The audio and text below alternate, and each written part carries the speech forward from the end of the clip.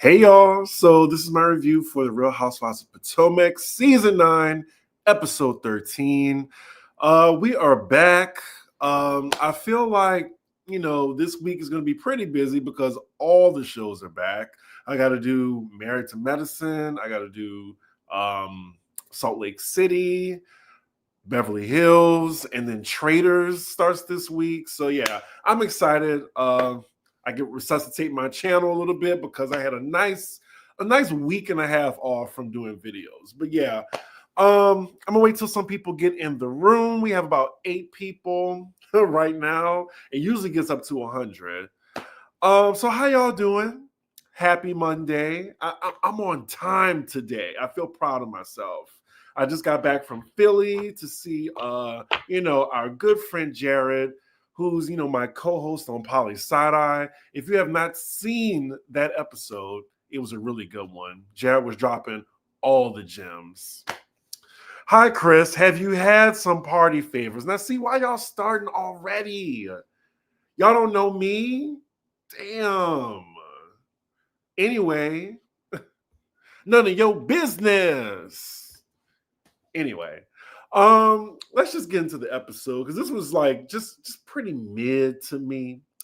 So we start off with Mia from the last episode. She's discussing with Jacqueline yet another issue that she's having with Gordon, the man that she's back with currently. It's involving their kids. It seems like he took them out of state and dropped them off without her knowledge. So she needs to make sure she knows where her kids are or she's leaving the trip early. Now, I don't know. Well, let me see.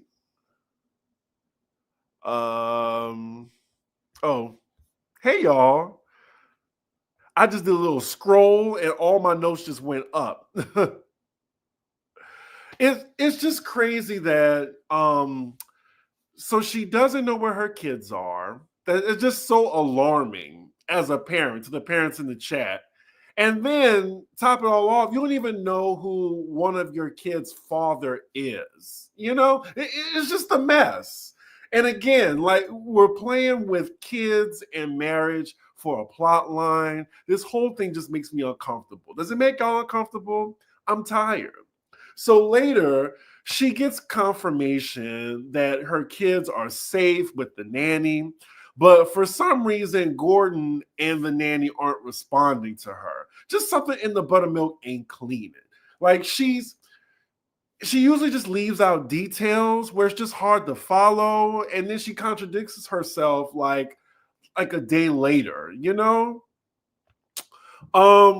What's interesting is she says Gordon is aware of what he's doing, but then remember in a couple of past few episodes, she would say like, well, it's the mania. So I don't know, like whatever puts Mia in a better light than Gordon, that's the route that she takes.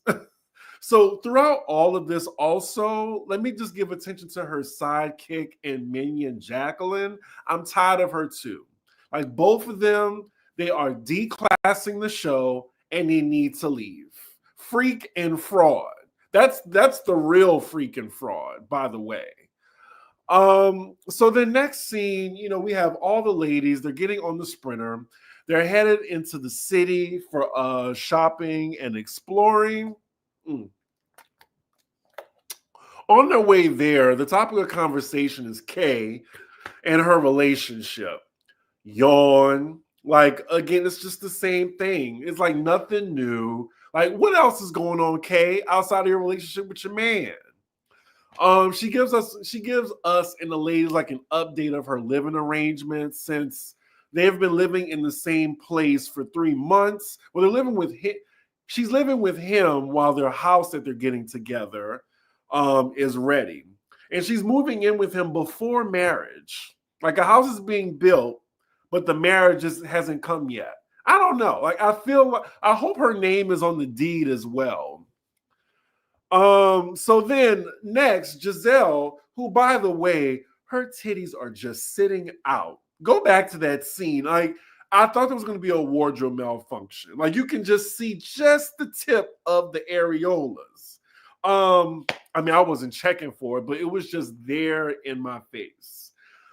She puts Karen in the hot seat because she heard from Ray that, Karen gave him a list of things to do in their marriage. One of those things being she wants him to go downtown, like the SWV song. That's the way to my love. Gotta go round and round. Ooh, you can't stop till you find my love. That's the love that you've been dreaming. Anyway, love that song. It's my favorite SWV song, by the way. Anyway, I'm like, Ray actually needs to give Karen a list of things, for their marriage, because one of them needs to be to not drink and drive. And Karen, like, Ray was there for you when you were like saying all types of shit to the cops. So I don't know. She needs to be a little bit more gracious and thankful that Ray is a husband that's there for her. We then again hear how Karen does not participate in oral. I'm sorry. I feel like that is mandatory for a relationship, just for me personally. Hands in the chat. Hands in the chat if oral is a deal breaker for you. Hands in the chat. I need it. I need it. There's a song in that somewhere.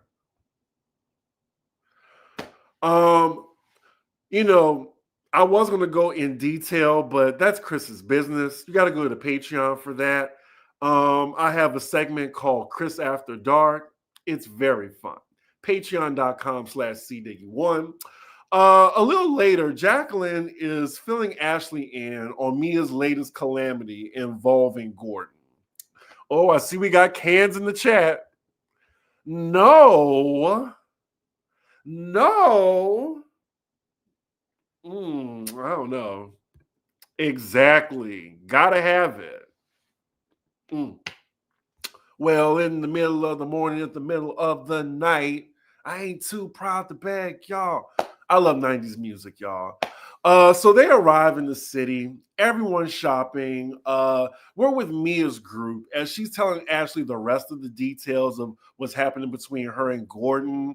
And in her confessional, she also mentions that Ashley, she feels bad for Mia, but she can't really ignore the many discrepancies that come with every story that she tells. And side note, Ashley and this red hair, like her confessional's been looking bomb lately. Shout out to her team.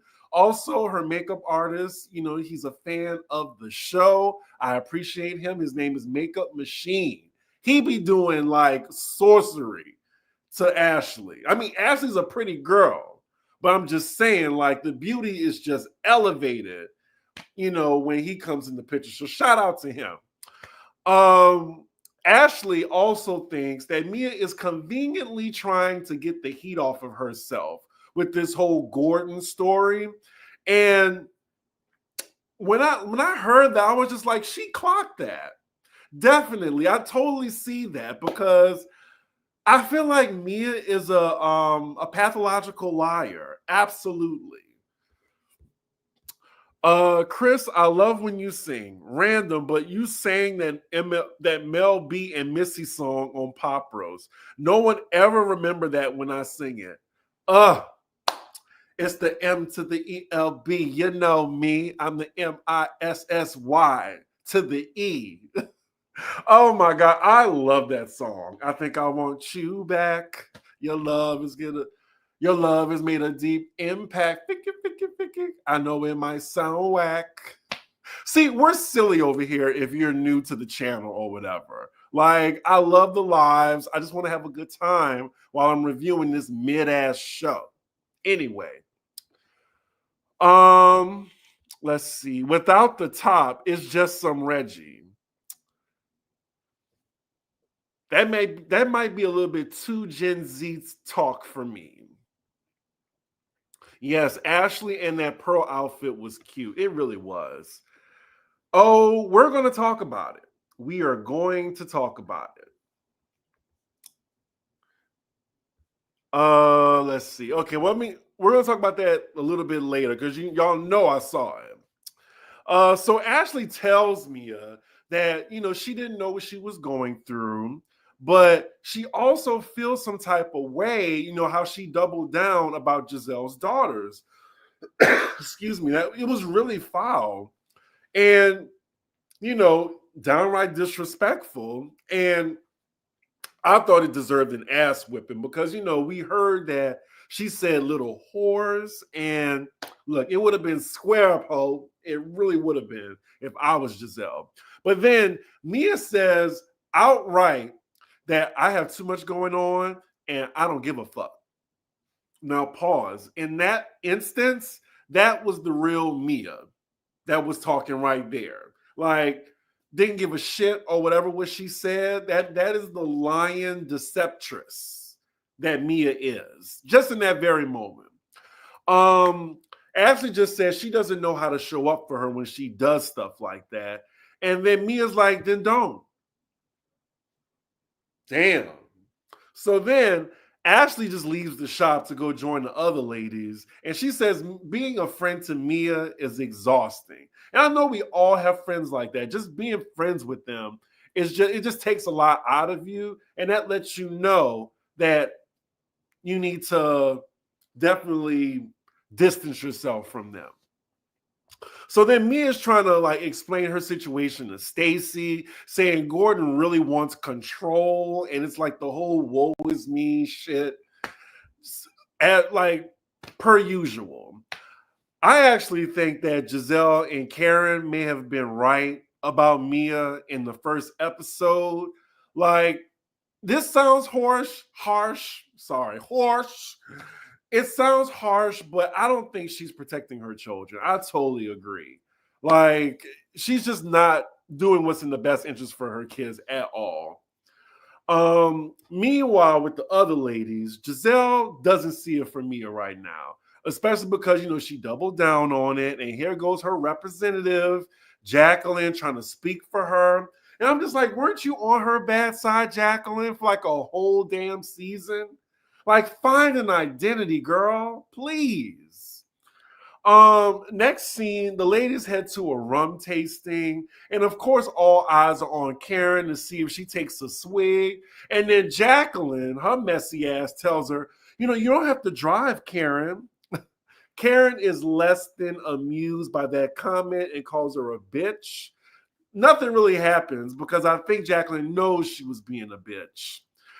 Cut to her confessional, and she says she doesn't have to be sober, but she chooses to be amongst these ladies. I mean, I get it, because they're probably going to say something like, why is she drinking?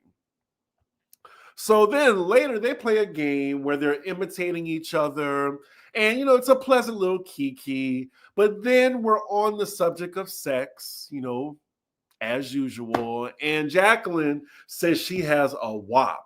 And Mia knows it. And I'm like, here we go, y'all. Karen's facial expressions are hilarious, and it speaks for the audience, I assume. So the topic of Jacqueline and Mia sharing one of Mia's exes come up. Giselle just, she's messy and says it was ink. And then Mia, she sits there with a sly grin on her face. She doesn't say anything yet. And then Jacqueline, she's tripping up. I don't remember. What? Y'all are nasty. I thought it was wild. And Mia, we see in a flashback, she disclosed this willingly to the other ladies. Do y'all believe it? Mia then says, it didn't happen with ink, but they were all in the shower together, or it was his best friend. And this was a couple years ago. I'm tired. Get these floozies off my TV now. Please. I don't care. I really don't. Pimp Village, I'm telling you. Let's see. I see a lot of people are getting in the room. We almost have 100 people. Not Potomac related, but it was nice having you back on Maddie's panel. Yeah, I was there for the panel. yesterday for RuPaul's Drag Race season 17, episode 1. It was a really good episode. It was great being back, I must say, and I'll definitely be back, to give my opinion on the episodes, maybe twice a month. Maybe twice a month while it's on. It's really sad that I was there while, we found out the news about the Vivian, who unfortunately, like, she passed away at 32 years old, which is just so sad. So rest in peace to her. And I know Maddie, that was like his girl, So I knew he was going through it. And if he told me that, he couldn't do the episode, I would have completely understood. But yeah, rest in peace to the Vivian, very talented queen. Loved her on her season as well as All Winners, All Stars. So yeah. Let's see. I need Jizzy to get in her first lady bag because she not dragging Mia enough. I agree with that. Mia and those eyebrows are just too much. She's doing it for a storyline, but doesn't care for how damaging it can be. Definitely exploiting the children, just like she did her mom, Jacqueline, and Gordon. Honestly, in 10 to 15 years, will Mia's kids look at this as some fun shit they did as a family, or will this potentially scar them? I mean, I'm already worried about the oldest kid who doesn't live with Mia. And has she even talked about that? Has she talked about the relationship she has with her oldest, son's father? Ugh, y'all, I'm battling this little itch on my throat. It's not COVID because I took a test yesterday and I was negative. Bear with me though. Thank you. Jacqueline is so desperate and corny, it's painful. Yeah, I get secondhand embarrassment watching. Okay, so what is the point of dragging Mia? A waste of time. Just ice her out and get her off the show. I mean, I agree. But I still want to see her get dragged because she's a liar. You were looking so cute tonight, Chris. Thank you, but I don't feel like it. Like, I need a effing haircut immediately. I have my pawpaw glasses on, So yeah, I'm not at my best, but thank you for, I appreciate it. And thank y'all for tuning in on a Monday night. We have 100 people in the chat. Please drop a like, subscribe. I'm trying to get to 16K this year, as a content creator, a gay one, a black gay one that doesn't show ass or, peen or stuff like that. I gotta, rely on, the personality and making ninjas laugh. It's a little harder to get my subscriptions up. So I appreciate the people that's following me now. Anyway, let's get back to the review. And also, $ C Diggy one, if you want to drop a tip, if you love, what you're seeing, because this is my full-time gig. So next, I'm guessing, so the ladies don't have to go all the way back to the resort. Wendy has them all change into their outfits for dinner. In the bathroom stalls at the rum tasting spot. I don't know. I was just like, can they do better than this? Like, because I guess they were just too far from the resort to go back and change. But Beverly Hills would never. I don't know. I just want better for this franchise. So they're headed to dinner. In the Sprinter, Mia is on FaceTime with Ink, her ex now. She has no problem with the other ladies hearing her conversation and says she needs to jump on another plane so she could get back to see him. Because he lives in Atlanta. Now, the other ladies are rightfully judging her ass because I'm like, weren't you freaking out earlier that you didn't know where your kids were? Don't you want to, as soon as you leave, you want to, get to seeing them and making sure they're okay? No. So we get to her confessional, that her son also lives in ATL, I'm guessing with his dad. And she says, I guess she killing two birds with one stone. I don't know. Like, again, it's Mia. Not surprising. So then fast forward to them at the table. The topic of conversation is brought up by Stacy. It's Kay's ongoing lawsuit with Ashley's friend Deborah, aka Sesame Street. I have no problem with her suing Deborah. You put something on my face like this, it's time to pay up. Really, it is. Giselle, she's asking the questions like, is it civil? Is it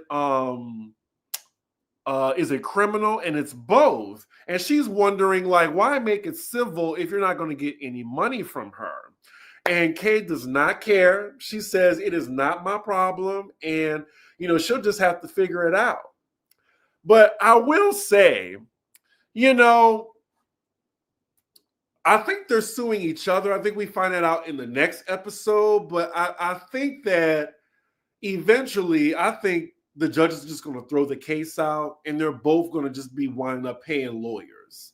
So I don't know. What do y'all think? Legal Eagles in the chat, help me out. Does it make sense for Kay to, continue this lawsuit against Sesame Street?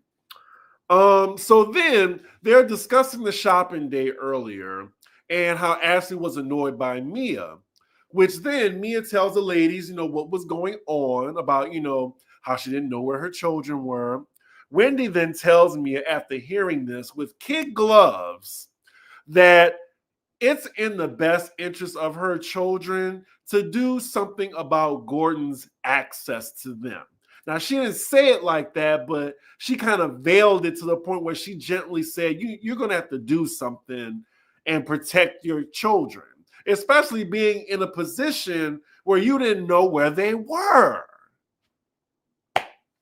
So then even Karen chimes in about her experience as a mom with full custody being in a separation, and Mia just doesn't have an answer. But what else is new? Giselle then chimes in to call out Mia for doubling down on what she said about her daughters. Mia says she apologized off camera, but Giselle says, you should have went with the apology when I brought it to you, not wait to tell me off camera. Mia's like basically saying she used the example of her daughters. It was probably poor, but she's tired of being under a microscope about what she does on her social media. And I'm like, it's because you're willingly sharing your business and the shit that you post don't be adding up with you telling the other ladies. That's why they're bringing up your social media. She starts getting emotional again. We see the tears while she's explaining herself. And Ashley says, in a very veiled way as well, saying that, well, you contradict yourself and the decisions that you make aren't in the best interest of your kids. Again, she didn't say that, but if you read between the lines, that's what she was saying. And Lord have mercy, here go the spokesperson and the minion. Shut up, Jacqueline, we don't care. Stop trying to speak for Mia. Like, where's Jossie? I wanted to see her instead. I think she brings a little bit more to the show than Jacqueline, because Jacqueline does not have an identity outside of Mia. I just don't want to hear her voice anymore. Like, can they just eject her off the trip like Married to Medicine ladies did Quad in Napa? But yeah, I'm with Giselle. Just stop. Like, I don't want to hear it anymore. Like, even production is doing a clip show of how Jacqueline continuously makes a fool of herself defending her friend. Like, just a true minion to a T. So now Mia, she's saying that she came on the trip to be liberated, but instead she's at a table full of miserable fucking bitches.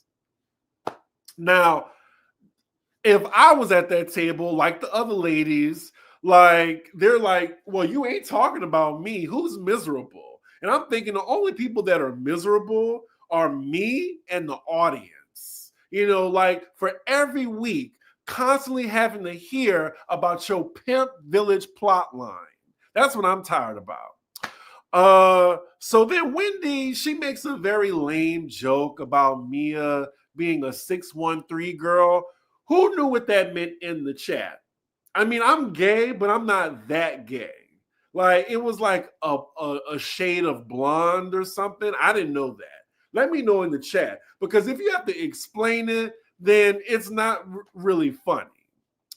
So now the credits are rolling, and it's just being established at the table that Mia has a lot of work to do with the relationships with most of the ladies at the table.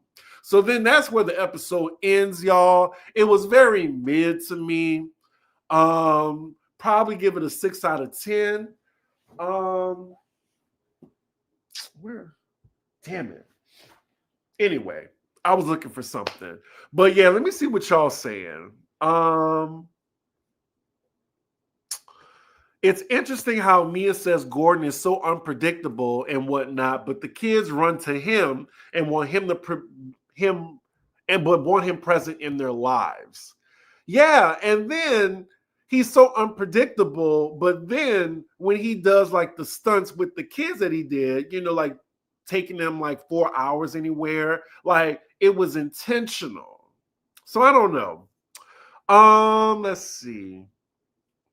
I'm so sick of those girls. Mia is a messy that lives for drama. From her mother, children, to Jacqueline, the jack of all trades. Oh, Lord. They are the worst. Worse than Yavanna. I agree. I totally agree. Let's see. I don't think the criminal case would be thrown out because Kay was assaulted. Now the civil is different. Yeah, I think the civil case will be thrown out. Let's see. I think Kay will win because she was actually hurt and did go to the hospital. On top of that, she has hospital bills. Well, I also think that can't Deborah say that Kay got involved too? I don't know.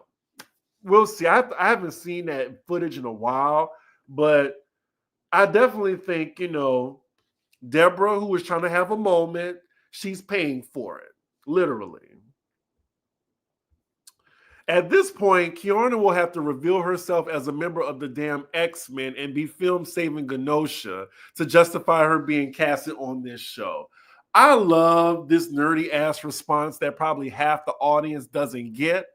Not you saying Genosha. You get points for that, Riri. Jacqueline sounds like Mia's man every time she speaks for her. Shut the hell up. Exactly. Sometimes I feel like the producers are clueless. They pick the weirdest storylines to highlight and drag scenes on and on. Yeah, like we don't want to hear about Mia anymore.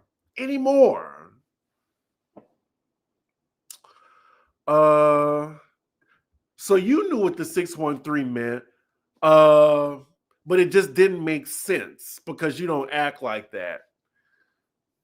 Okay. Well, how the hell should I know that? I never dyed my hair blonde. I mean, I be wearing some wigs, but you know, I ain't in the hair like that.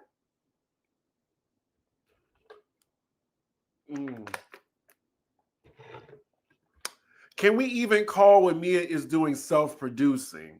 I think it's called self-sabotaging. They made the wrong choice making Mia the center of the season. Totally agree. Yeah, Kay is a big disappointment. Big disappointment. I feel really bad about it because I was rooting for her. But now I also wanted to talk about, since we're at the end of the review, y'all, like I really do think Mia's plot line and the way they're focusing on it is really bringing down the show. So a few hours before I came on live, Essence Magazine has an article about Mia. Like, I was like, wow, and really read her ass too. So it's an opinion article, and it's saying there's nothing entertaining about Mia Thornton's Potomac storyline. I'm gonna read some excerpts. Let's see. So Mia is right not to stay in a toxic relationship, but between her ever-changing stories, moving her boyfriend in immediately with her kids, and those Instagram posts, could she go about things any worse? Let's see. Trying to think of some good highlights. Watching her in season 9 through, though, has been difficult as her marriage to Gordon has, at least on the show, seemingly gone kaput, and she's publicly moved on with the man from her not so far past name Inc. Um, and while she's spoken about how hard everything has been, not knowing where her kids were in last night's episode and feeling overwhelmed by the complexity of her situation, she's behaved as someone feeling quite the opposite. Every week, she gives some odd update on her situation to her cast members, sometimes without being asked, running down her situation as if she's informing everyone of the latest from a Netflix series. Guess what you missed? These updates would often run counter to what she shares on social media, as her eager boyfriend and soon to be ex-husband, who has been open about his bipolar diagnosis, would toast and seem to be on good terms in pictures and videos, only for Gordon to decide he wasn't with the bull as soon as the flash went off, or so she claims. Like, they are dragging her in this article. They're just bringing up all the contradictions, and I'm just really glad that it's really being spoken out on a bigger platform. So, production can see that it's not just us saying this from week to week. So it's on a publication. So I'm really glad. Go read the article. You should see it. I'm going to shout out one of the my favorite Bravo blogs. It's called All True Tea on Instagram. You can see the article there. Not someone needs to call CPS on her, and a good dermatologist. You rude. I'm thinking she got the flu because of the situation with Sesame Street. That's what it has to be. It has to be.